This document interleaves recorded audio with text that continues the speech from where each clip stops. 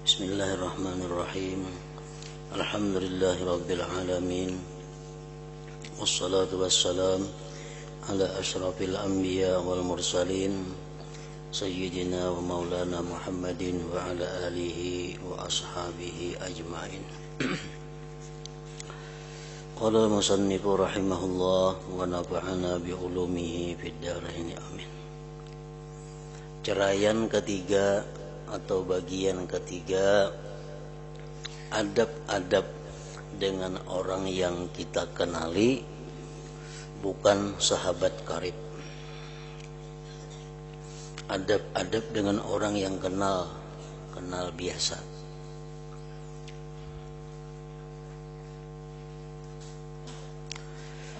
Maka hendaklah engkau berhati-hati daripada mereka.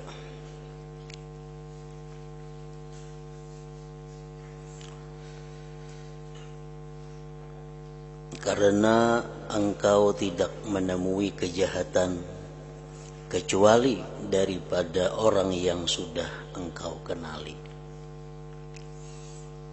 Artinya, hati-hati Bapak Tuhan lawan orang, hati-hati berkenalan dengan orang. Karena kebanyakan hal-hal yang merugikan kita itu datangnya daripada kenalan. Kebanyakan hal-hal yang membuahkan penyesalan itu datangnya dari kenalan. Lain halnya dengan sahabat karib. Lain halnya dengan sahabat karib. Maka ia sangat menolongmu. Lain pula halnya dengan orang yang engkau tidak kenali. Lain pula halnya dengan orang yang engkau tidak kenali. Jadi ada tiga. Satu, ada orang yang kita kada kenal. Dua, orang yang kita kenal. Yang ketiga, sahabat karib.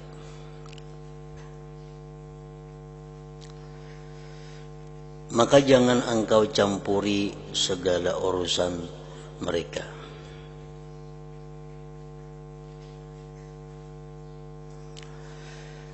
Orang yang kita kada kenal, ada usah kita ikut campur urusan mereka. Hanya saja kejahatan itu datang daripada orang yang engkau kenali, yang mereka menunjukkan persahabatan di lidah mereka. Yang mereka menunjukkan persahabatan di lidah atau di mulut mereka. Maka kurangkanlah daripada berkenalan sekuasamu. Jangan hendak memperbanyak kenalan artinya. Lain hal sahabat karib, nah itu perlu diperbanyak. Karena itu saling menolong, saling membantu. Nah, kalau hanya kenal-kenal biasa, itu hendaknya jangan banyak.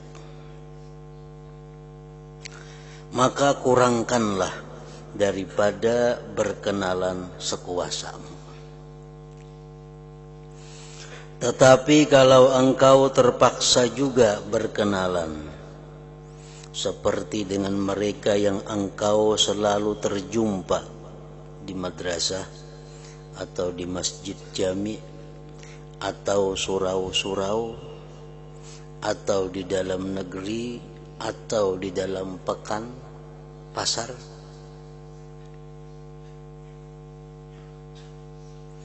nah terpaksa kita di situ berkenalan karena sering bertemu. Nah, kalau terpaksa juga kita berkenalan dengan seseorang akibat sering berjumpa, maka jangan engkau menghina siapa saja di kalangan mereka. Jangan engkau merendahkan siapa saja di kalangan mereka. Karena engkau tidak tahu tentang diri mereka. karena kita kada tahu, kada kenal banyak tentang keadaan mereka. Barangkali mereka jauh lebih baik daripadamu. Namun jangan pula engkau melihat mereka dengan pandangan kebesaran ketika mereka memiliki harta kekayaan atau kepangkatan mereka, kepangkatan dunia. Jangan kita menghinakan mereka, jangan pula kita mengagungkan mereka, membesarkan mereka karena mereka itu orang berpangkat atau orang berharta.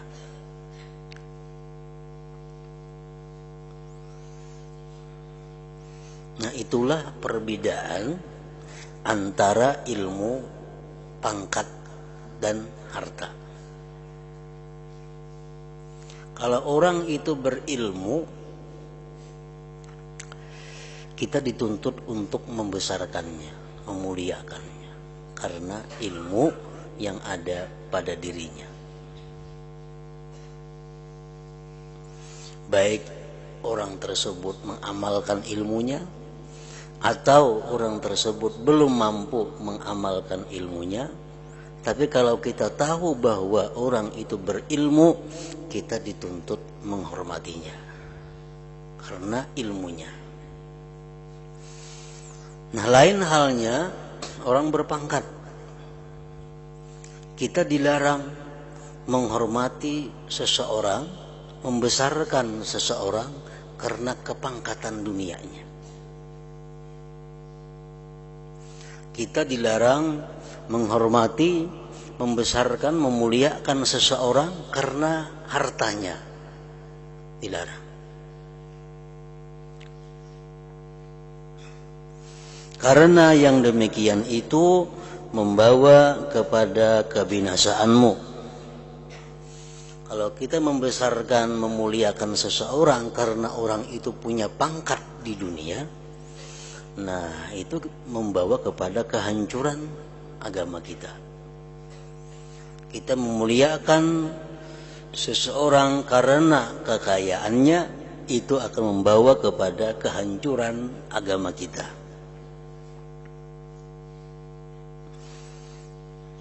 Dan dunia ini sebenarnya hina di sisi Allah, dan hina pula seluruh isinya. Ad-dunya mal'un,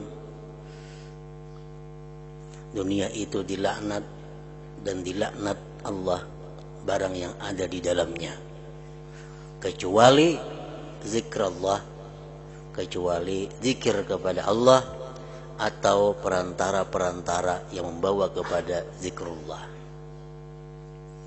Nah, jadi dunia mal'unah, dilaknat oleh Allah, artinya dijauhkan daripada rahmat Allah. Dan isi dunia pun dilaknat oleh Allah, kecuali zikrullah dan yang membawa kepada zikrullah, ilmu misalnya. Nah, oleh karena itu, apabila kita membesarkan seseorang, memuliakan seseorang karena dunianya, berarti kita membesarkan, memuliakan sesuatu yang dilaknat oleh Allah. Apabila kita membesarkan, memuliakan sesuatu yang dilaknat oleh Allah, maka kita pun akan termasuk orang yang dilaknat oleh Allah Subhanahu wa ta'ala. Nah, makanya tadi kalau kita memuliakan orang karena hartanya, kita memuliakan orang karena pangkat dunianya, itu akan membawa kebinasaan kepada diri kita.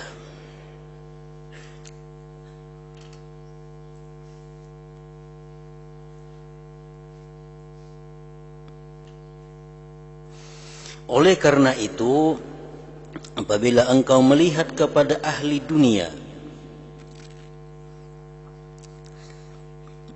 baik itu berpangkat atau berharta, dengan pandangan kebesaran, maka akan jatuhlah harga dirimu pada pandangan Allah Ta'ala.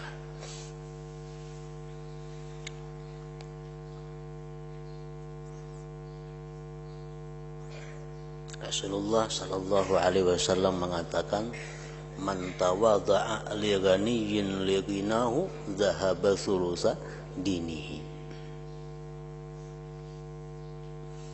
Barang siapa yang tawadhu, merendahkan diri bagi orang yang kaya karena kekayaannya, maka hilanglah 2/3 agama kita.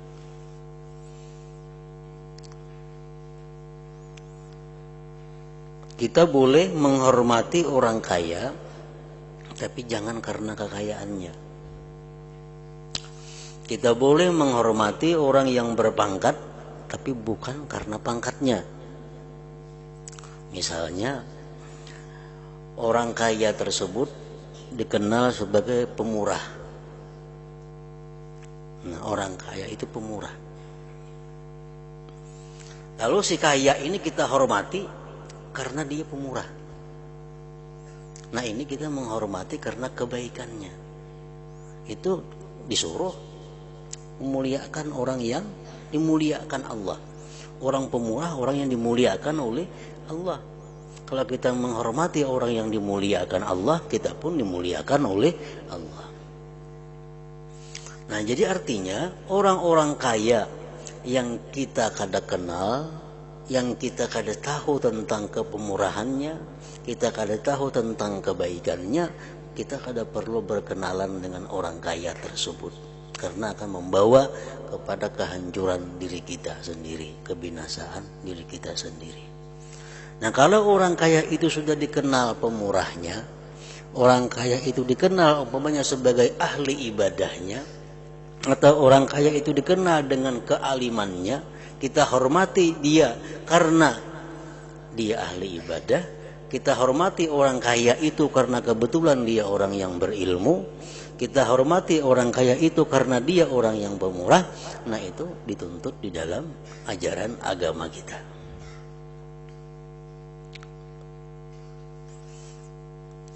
Nah, demikian pula halnya orang yang berpangkat dunia. Kita kada boleh menghormati mereka karena kepangkatan dunia.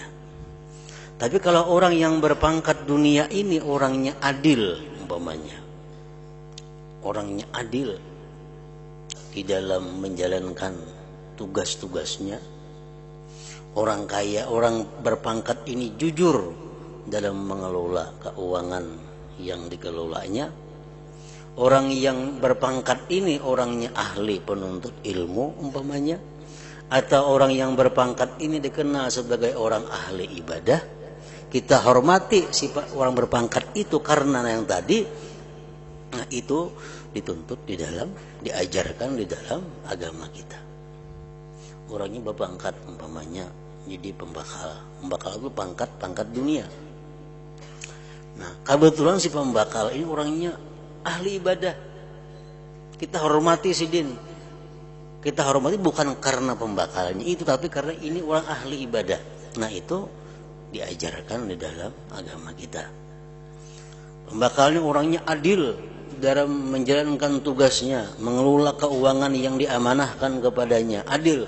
Kita hormati pembakal karena adilnya itu. Nah, itu diajarkan dalam agama kita.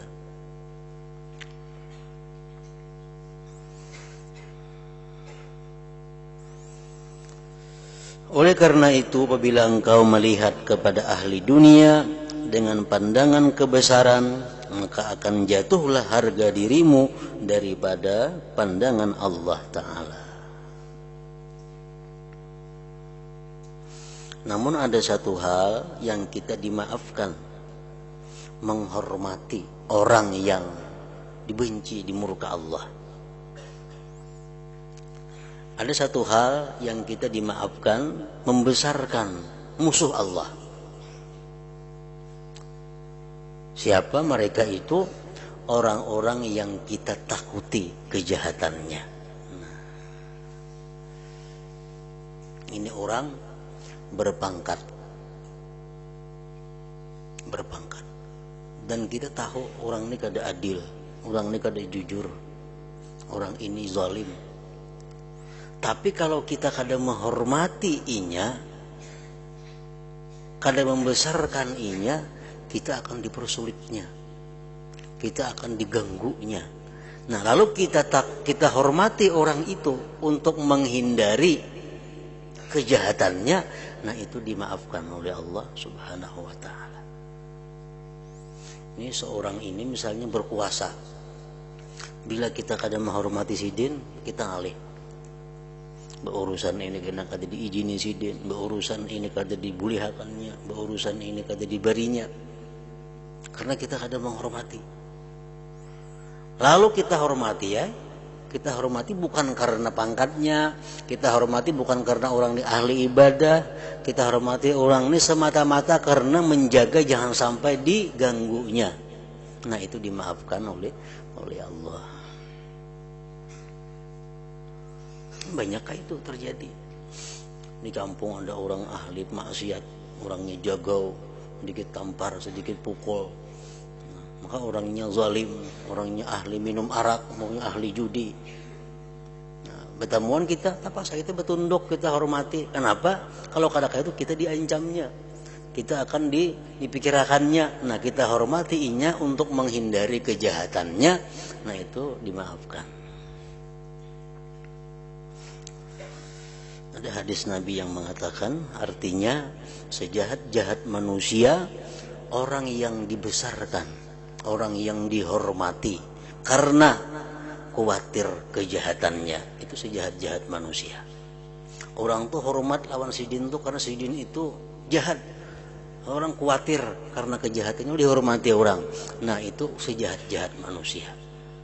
Orang yang dihormati karena kejahatannya. Dan jangan engkau mengorbankan akan agamamu karena hendak mendapatkan sedikit daripada harta mereka, ahli dunia. Nah, kita mematuhi orang-orang kaya, kita membesarkan orang-orang kaya karena mengharapkan pemberiannya, karena mengharapkan bantuannya. Nah, jangan sekali-kali. Jangan engkau mengorbankan akan agamamu karena hendak mendapatkan sedikit daripada harta mereka. Maka siapa yang berbuat demikian, ia akan dipandang rendah pula oleh mereka. Kalau kita menghormati orang kaya karena kekayaannya, karena mengharapkan pemberiannya, karena mengharapkan bantuannya, kita hormati mereka, kita hina dalam pandangan Allah dan kita hina di pandangan mereka itu. Kemudian ia akan terhalang daripada mendapat sebarang keuntungan daripada mereka.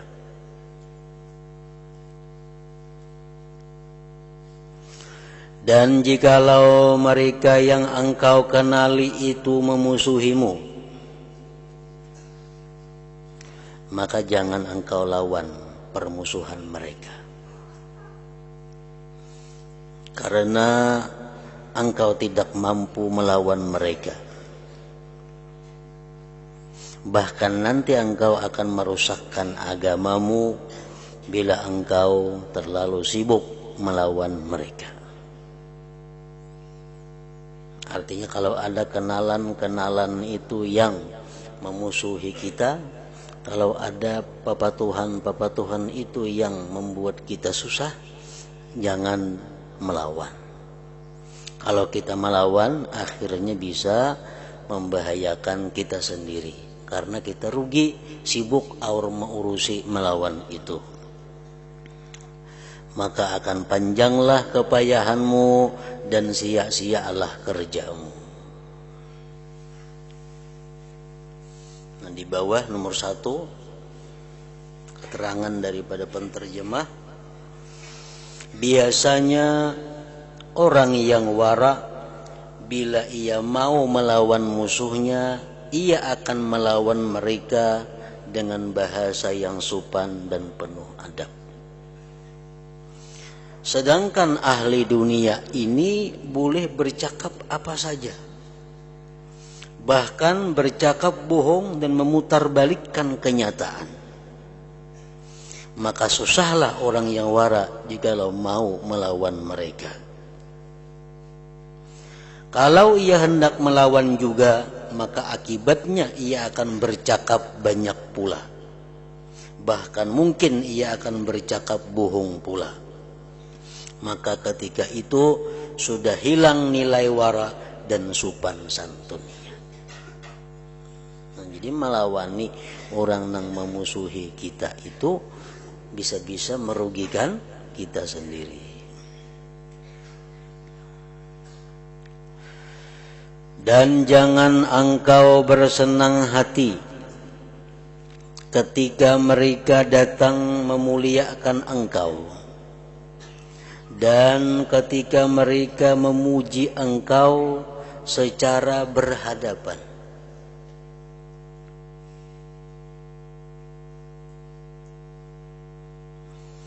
Dan ketika mereka menunjukkan rasa kecintaan kepadamu. Menghadapi orang seperti itu, kita jangan senang hati, kita jangan bangga, jangan bergembira. Misalnya kita kedatangan orang atau kita mendatangi orang yang memuliakan kita, memuji kita, mencintai kita, nah, jangan bangga, senang hati dengan itu. Karena apabila engkau coba memeriksa hakikat daripada penghargaan itu, engkau tidak akan mendapatkan hakikat itu. Mungkin 1 dari 100 pun susah engkau dapati. Orang-orang yang memuji kita, orang-orang yang memuliakan kita, kita boleh bangga, tapi bangga bukan dengan pujian itu. Kita bangga bukan dengan kemuliaan yang mereka berikan itu, bukan. Tapi kita boleh bangga, bangganya dengan tutupan Allah yang menutupi keaiban dan kekurangan kita. Kalau orang ada memuji kita, memuliakan kita, kita bangga. Bangganya apa? Bangganya dengan Allah yang menutupi kekurangan kita. Sebab andai kata kita ini kada ditutupi oleh Allah kekurangan keaiban kita, niscaya seorang pun tidak akan mencintai dan memuji, memuliakan kita. Orang itu memuliakan kita karena Allah menutupi keburukan diri kita. Nah, jadi kalau orang memuji kita, kita jangan bangga kepada pujian itu, banggalah dengan Allah yang menutupi rusaknya diri kita. Kalau kita bangga dengan pujian itu, nah kita yang salah. Kita salah. Kenapa? Karena yang mereka puji itu sebujurnya kada bujur. Bangga dengan yang kada bujur juga.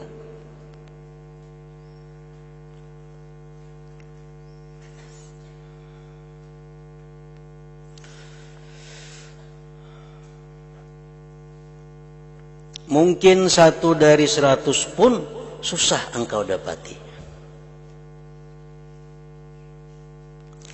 Dan jangan engkau merasa heran apabila mereka mencela engkau. Dan jangan engkau marah terhadap tindakan mereka itu.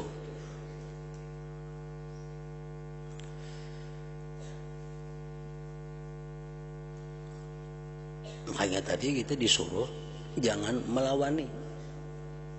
Jangan melawani. Kalau ada orang yang menghina kita, merendahkan kita. Dan jangan engkau merasa heran apabila mereka mencela engkau. Dan jangan engkau marah terhadap tindakan mereka itu. Karena apabila engkau menyadari hal itu, pasti engkau mendapatkan dirimu membuat seperti perbuatan mereka.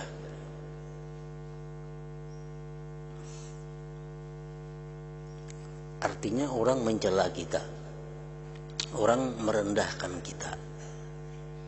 Kalau kita pikirkan diri kita ini sebujurnya, apa yang dicelakkan orang kepada kita memang ada dalam diri kita.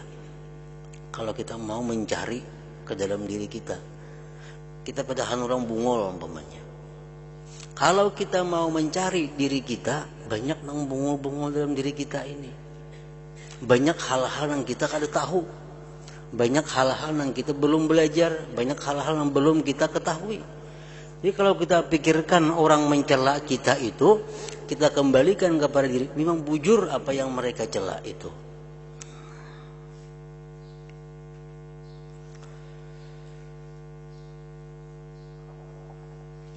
Engkau juga berani mencela kawan-kawan dan sahabatmu. Ikam ingin rancak jauh mencelai orang. Bahkan engkau sebenarnya telah berani memperkatakan gurumu yang mengajarmu dan ibu bapakmu sendiri.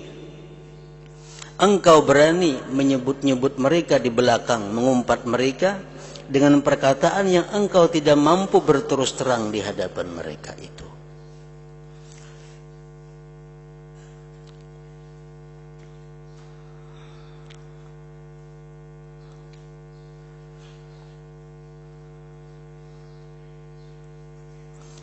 Nah, apabila kita tadi dipuji orang, dimuliakan orang, kita kada boleh bangga dengan pujian.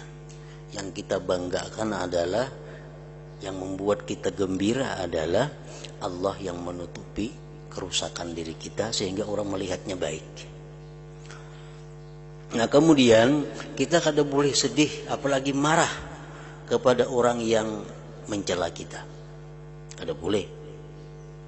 Kita boleh marah, kita boleh sedih kalau kita memikirkan bahwa Allah Ta'ala telah membukakan keaiban diri kita sehingga diketahui oleh orang. Kita sedih.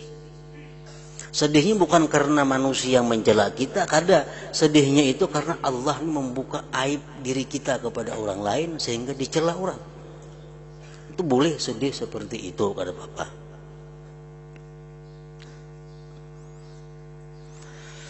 Dan putuskanlah harapanmu daripada harta, pangkat, dan bantuan mereka. Jangan berharap orang-orang kaya itu memberi kita. Jangan berharap orang-orang berpangkat itu membantu kita. Karena orang yang tamak akan pemberian orang lain akan menjadi rugi di hari kemudian dan menjadi hina di dunia ini. Kalau kita berharap bahwa orang yang kaya itu memberikan kepada kita kekayaannya, otomatis kita akan menghormatinya karena kekayaannya. Kita akan kadawani menegur kalau inya salah. Kenapa? Karena kita mengharapkan pemberiannya. Nah, itu yang membuat kita menjadi binasa di akhirat dan hina di dunia. Dan apabila engkau terpaksa meminta kepada seseorang akan hajatmu, terpaksa minta, lalu ia bermurah hati menolongmu, maka hendaklah engkau bersyukur kepada Allah atas nikmatnya. Dan hendaklah engkau berterima kasih kepada orang yang menolongmu itu.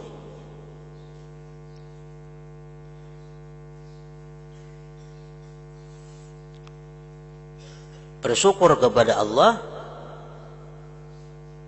artinya apa? Kita mengingat bahwa bantuan ini datangnya daripada Allah. Dan kita berterima kasih kepada si manusia ini karena inyalah perantara bantuan itu sampai kepada diri kita.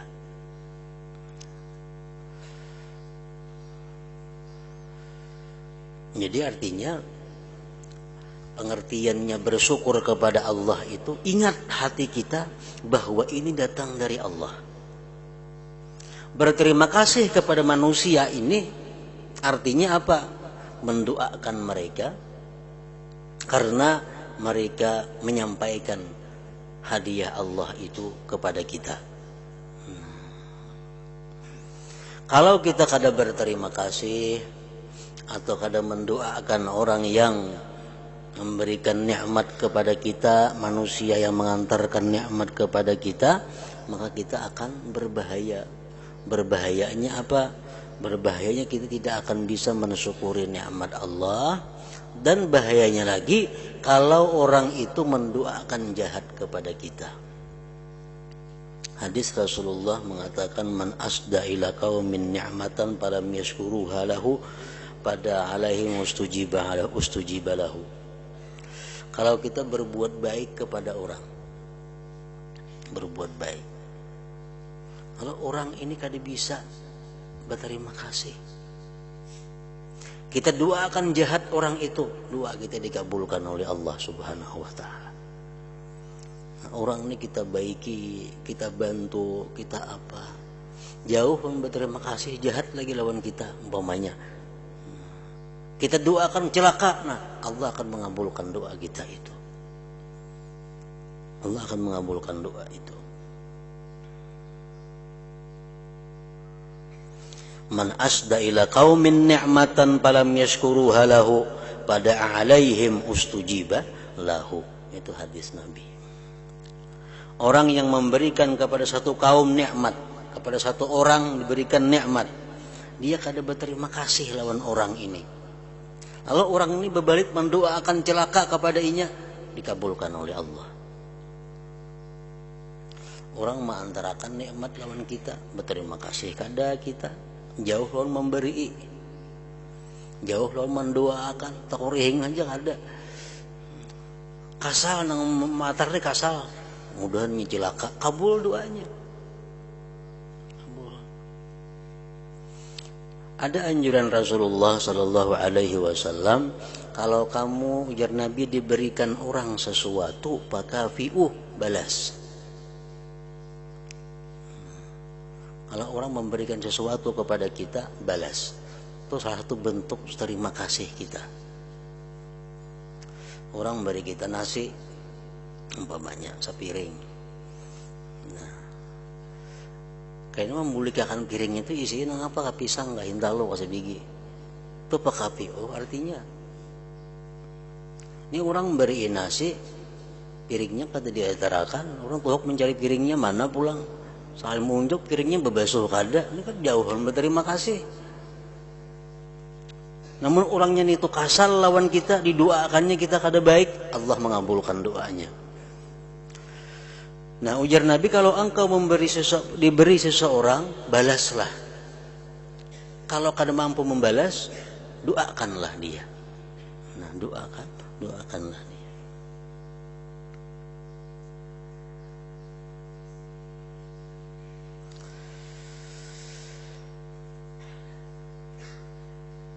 Dan jikalau ia lemah daripada menolong engkau, kita minta bantuan tadi, dibantunya, kita berterima kasih kepada inya, bersyukur kepada Allah. Ingat tadi syukur kepada Allah itu kayak apa? Minta bantuan pan kita nang bola ini. Diberinya. Nah, waktu kita menerima itu, syukur kepada Allah, arti ingat kepada Allah bahwa ini dari Allah. Nah, sedangkan si kaya yang kita mintai ini adalah perantara dari Allah ke kita. Ini kita hargai perantara ini dengan ucapan terima kasih dan doa kepadanya.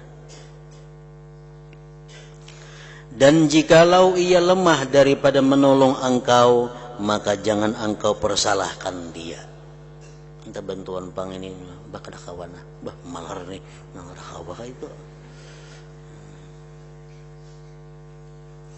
Dan jikalau ia lemah daripada menolong engkau, maka jangan engkau persalahkan dia, dan jangan engkau menceritakan kelemahannya itu kepada orang lain. Karena yang demikian itu akan menimbulkan permusuhan jadinya. Dan hendaklah engkau jadi seperti orang mukmin yang suka menerima keuzuran daripada orang lain. Dan janganlah engkau jadi seperti orang munafik yang suka mencari-cari keaiban orang lain. Dan hendaklah engkau berkata di dalam hatimu, Kalau kita minta bantuan, kalau dibantu orang, hendaklah berkata di dalam hati, barangkali ia tidak dapat menolong kau. Barangkali ia tidak dapat menolongku karena ada keuzuran yang tidak dapat dielakkannya, sedangkan keuzuran itu tidak aku ketahui. Nah, itu yang paling patut kita hadirkan di dalam hati ketika kita minta bantuan ditolak oleh orang. Nah, ingat situ, dan janganlah engkau memberi nasihat kepada mereka.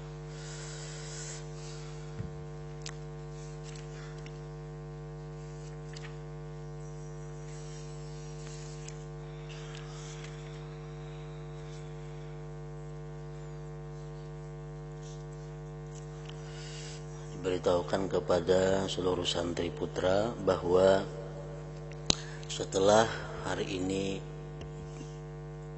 para santri akan menerima laporan pelajaran dalam setahun atau berbagi rapot. Nah, kita libur hanya sampai hari Ahad, karena hari Ahad itu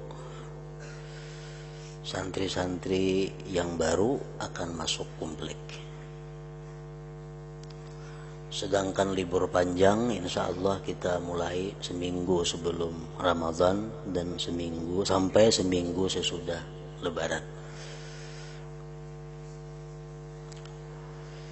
Nah, jadi untuk liburan ulangan ini ditiadakan karena waktunya mendekati dengan liburan panjang bulan Ramadan. Di samping itu, kepada para santri sekalian, bahwa setelah kita turunan hari Ahad, kita akan memulai pelajaran-pelajaran yang baru. Pelajaran baru artinya pelajaran baru, kita memulai kitab. Jadi walaupun angkanya naik, ya pelajaran baru juga artinya baru mulai. Baru mulai.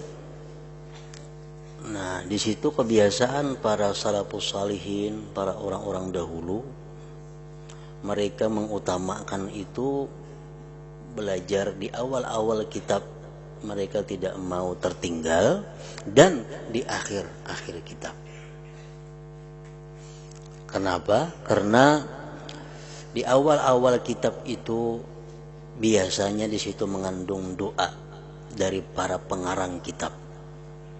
Setiap awal kitab itu ada doa, dan orang yang mengarang kitab itu secara khusus berdoa, munajat kepada Allah di waktu yang khusus sebelum mereka mengeluarkan kitabnya. Mereka menulis, mereka berdoa kepada Allah agar yang membaca kitabku ini diberikan ilmu yang bermanfaat. Lihat aja kitab-kitab kebanyakannya seperti itu. Dan di ujung kitab pun biasanya seperti itu. Nah, oleh karena itu, harapan saya kepada seluruh santri sekalian, jangan sekali-kali ketinggalan pelajaran pada permulaan kitab itu dan akhir kitab itu. Apapun halangan, apapun keuzuran yang ada, hendaknya ditinggalkan demi untuk mendapatkan doanya para wali-wali Allah Subhanahu wa ta'ala itu. Karena kita meyakini bahwa doa-doa dari mereka yang dicintai Allah itu, doa-doa dari mereka-mereka orang saleh, para pengarang kitab itu dikabulkan oleh Allah Subhanahu wa ta'ala. Nah, jadi utamakanlah agar kita jangan hanya membaca kitab beliau-beliau itu, tapi kita dapat juga doa dari mereka itu. Nah, sekali lagi saya ulangi bahwa setelah kita bagi rapot, kita libur, dan libur sampai sore hari Minggu ini. Hari Senin insya Allah kita sudah mulai untuk menjalankan aktivitas pelajaran kita seperti biasanya insya Allah ta'ala. Hadratin Nabi sallallahu alaihi wasallam, Al-Fatihah.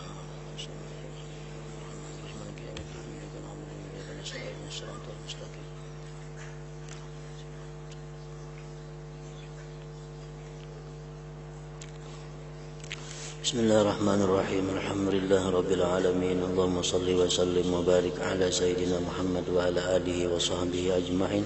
اللهم اغفر لنا ما أخطأنا وما تعمدنا وما أسررنا وما أعلنا وما أسرفنا وما أنت أعلم به منا أنت المقدم وأنت المؤخر اللهم انفعنا بما علمتنا وعلمنا ما ينفعنا وزدنا فهما وعلما وعملا وهدى وتوفيقا برحمتك يا أرحم الراحمين اللهم احفظنا واحفظ من معنا وما معنا من البلاء وشر كل ذي شر إنك على كل شيء قدير ربنا تقبل منا إنك أنت السميع العليم وتب علينا إنك أنت التواب الرحيم صلى الله على سيدنا مولانا محمد وعلى آله وصحبه وسلم الحمد لله.